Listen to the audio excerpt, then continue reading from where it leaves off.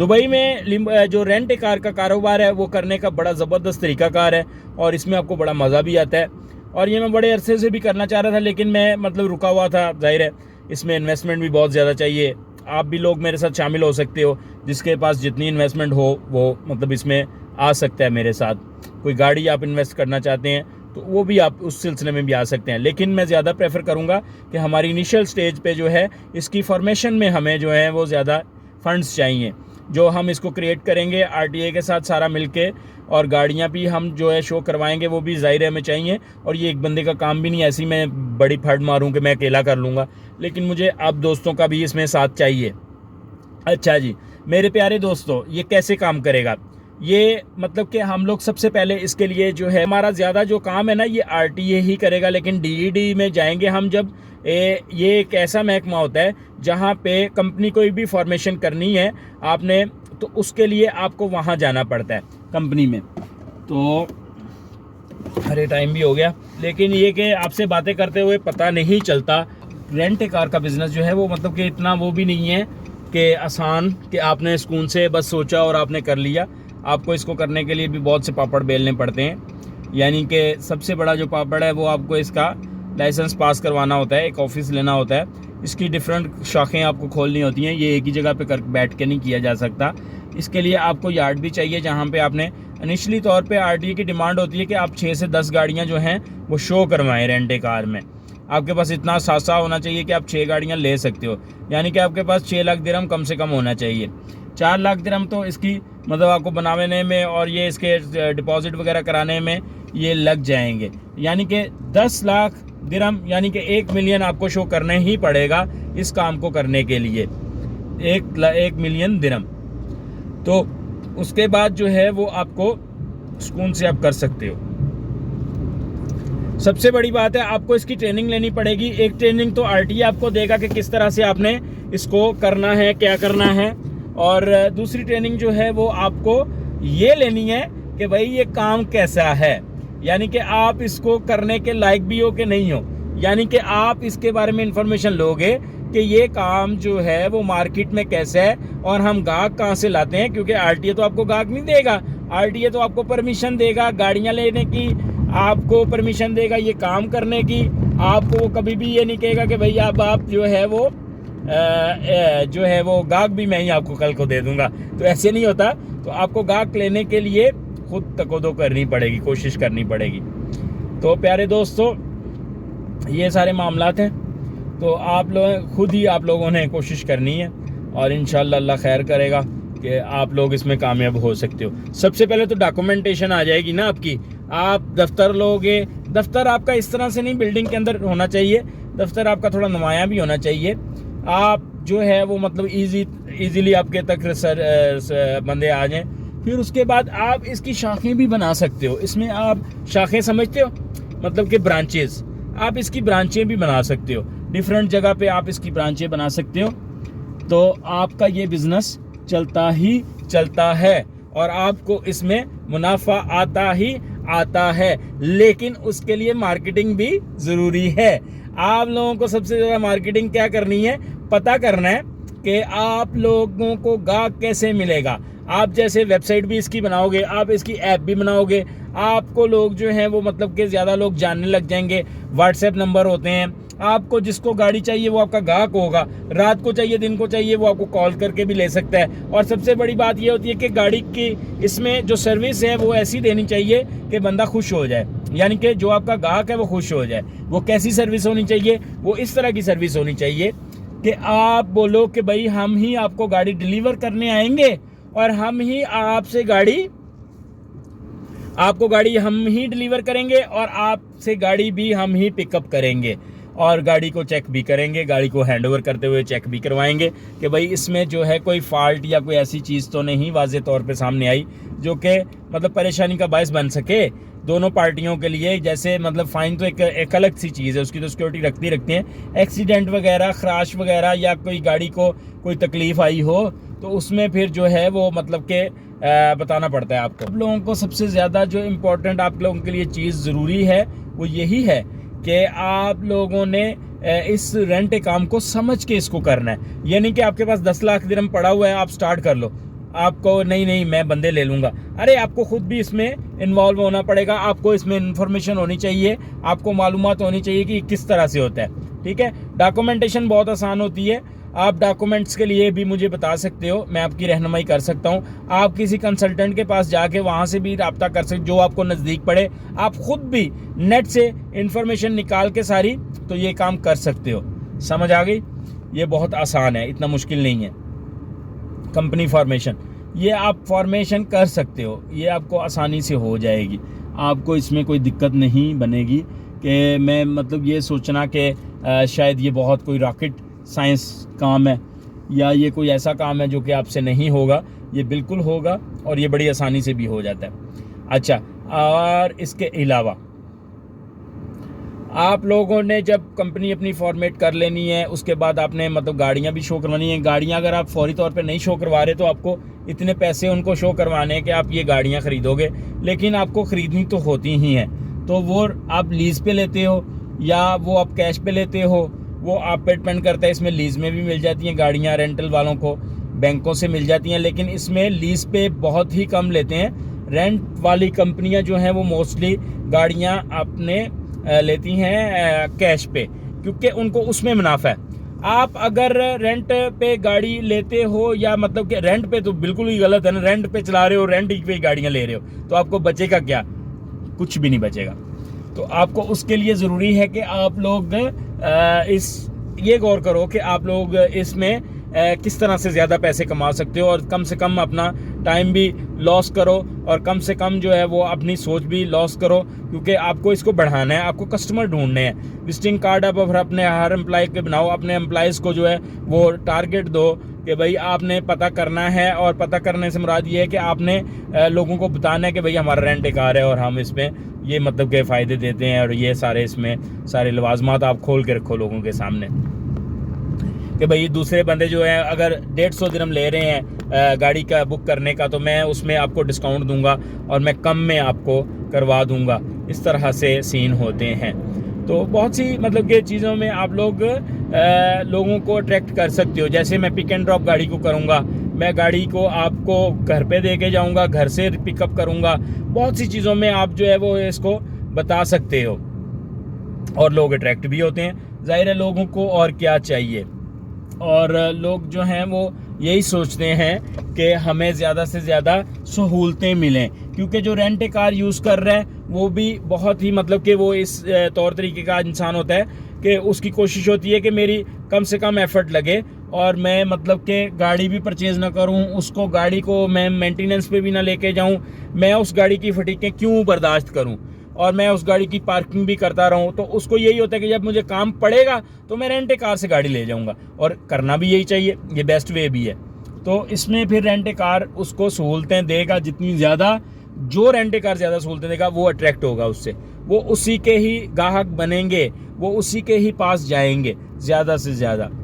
और मेरे प्यारे दोस्तों, ये आप समझ गए होंगे कि ये काम कैसा है, इस काम को कैसे करना है। और इसमें आप नई गाड़ियाँ लो, और गाड़ियाँ जो हैं बेशक सनी ले लो, निसान सनी गाड़ी ले लो, इंडिया की बनी हुई मेड इन इंडिया वाली गाड़ी ले लो, लेकिन कोशिश करो मेरे दोस्तों कि किस्तों पे गाड़ी ना लो। बैंक पे जाके आप लोग जितनी कैश पे गाड़ी रखोगे उसका आपको फ़ायदा है, नहीं तो बैंक को किस्तें देते रहोगे तो आपको क्या बचेगा।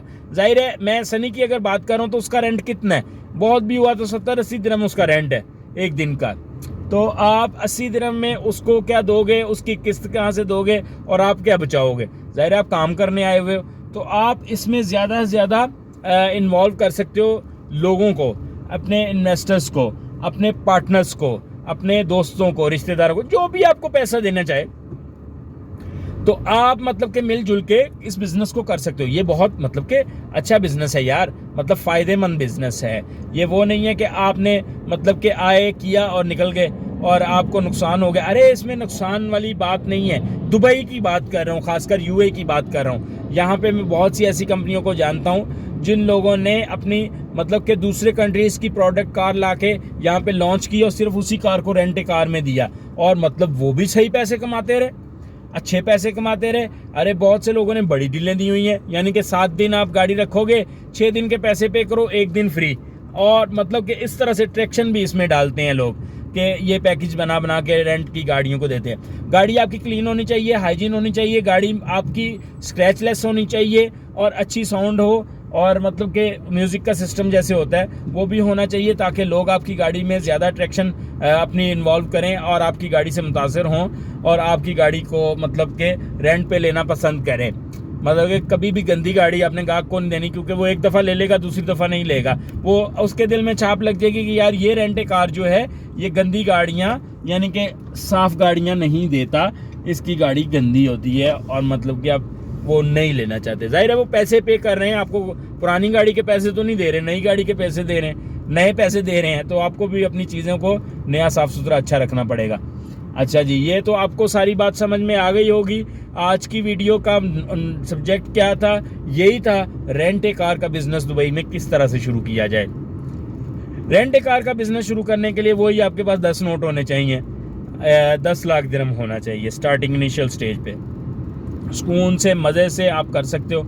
लाइसेंस की फॉर्मेशन पे इतने पैसे नहीं है, लेकिन दूसरे लवाजमात पे बहुत पैसे हैं। जैसे आप ऑफिस लेते हो, आपको एक वो भी यार्ड भी लेना है, या आप यार्ड प्लस ऑफिस भी ले सकते हो। जैसे आप अलकूज में, इंटरनेशनल सिटी में, या आप जो है वो किसी ऐसी जगह पे एक सेस में, या आप जो है वो किसी भी इंडस्ट्रियल एरिया में आप रुख कर जाएं, या आप अबू धाबी से हैं तो आप फिर मुसफ़ा में, और बहुत सी ऐसी जगह हैं जहां से आप मतलब कि गाड़ी की यार्ड यानी गाड़ियां खड़ी करने की जगह और ऑफिस एक साथ भी ले सकते हैं। एक ही किराए में दोनों चीज़ें बन जाती हैं, ऑफिस भी बन जाता है और वो पास भी हो जाता है, और उसके बाद जो है आप उसी में गाड़ियां पार्क भी कर सकते हैं, क्योंकि सबसे बड़ी प्रॉब्लम तो गाड़ी पार्क करने की भी है, गाड़ी को वॉश करने की भी है। ये सारी एक ही जगह पे होना चाहिए सिस्टम।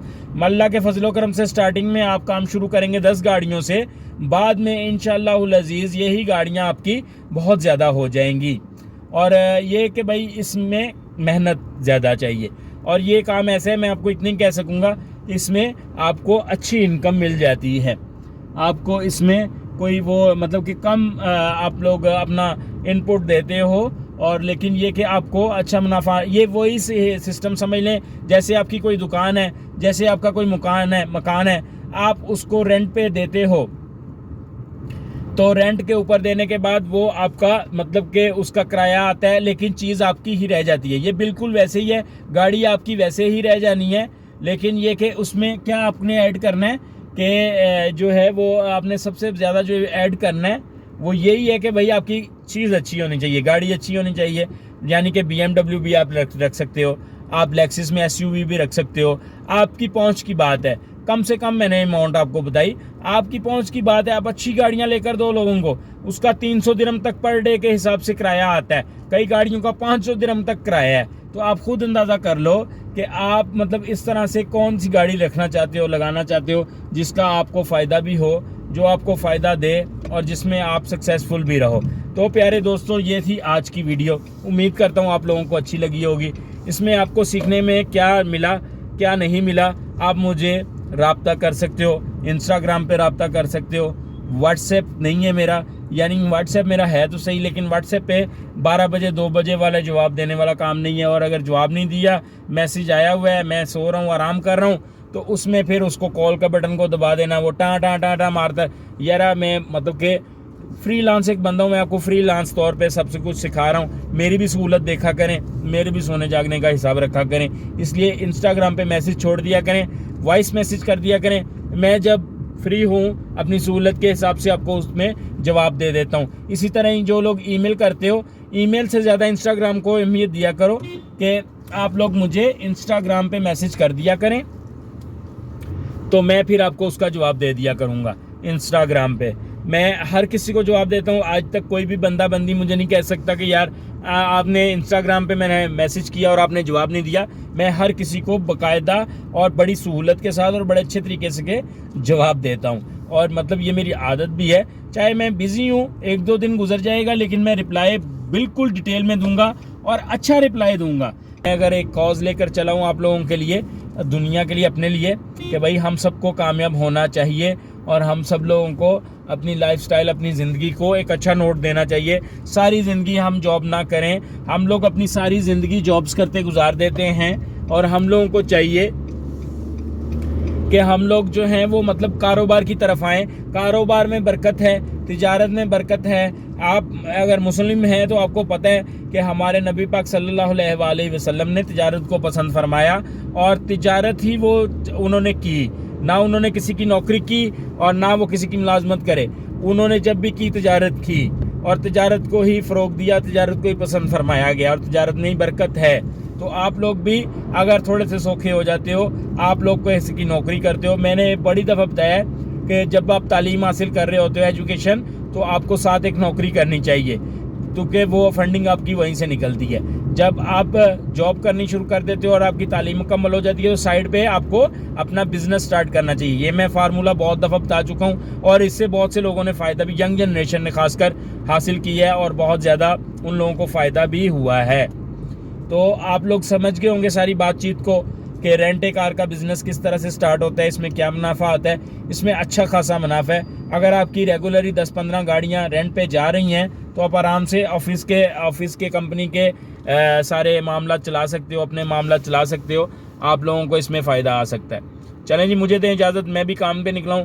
तो अभी मैं मतलब कि रास्ते में हूँ, तो रास्ते मेरे पास टाइम नहीं था निकल रहा, तो मैंने कहा रास्ते में चलते चलते वीडियो बना के आप लोगों को बता देता हूँ। ये नया बिज़नेस है रेंट ए कार का। इसके बारे में कोई भी मालूमात चाहिए, इंस्टाग्राम पे रब्ता करें और मुझसे रब्ता करें, मुझे बताएं। कोई भी सवाल पूछना है वो बताएं। अगर आप इन्वेस्टमेंट करना चाहते हैं, मैं शुरू करने वाला हूँ, तो आप मेरे साथ रब्ता कर सकते हैं, मीटअप कर सकते हैं, मुलाकात कर सकते हैं। तो हम लोग मिलके भी इसको बना सकते हैं, क्योंकि आपको पता है एक बंदा एक ही होता है और 5 बंदे होते हैं। 5 बंदों की जब एक काम में एफर्ट इन्वॉल्व हो जाती है तो वो ज़्यादा सक्सेसफुल हो जाता है।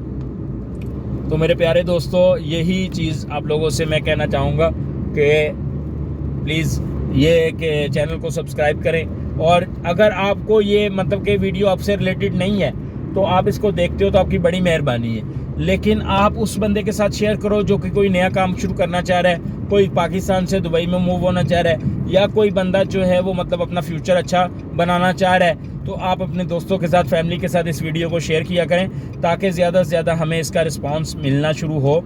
अभी नया चैनल है माशाल्लाह, बहुत कम अरसे में आपने मोनेटाइज़ करवा दिया, आपका बहुत शुक्रिया। उनकी मेहरबानी है कि आप लोग इतने ध्यान से अगर वीडियोस देखते हो और जो है वो लाइक करते हो तो बड़ी अच्छी बात है, और मुझे मैसेज करते हो, मुझे बहुत अच्छा लगता है।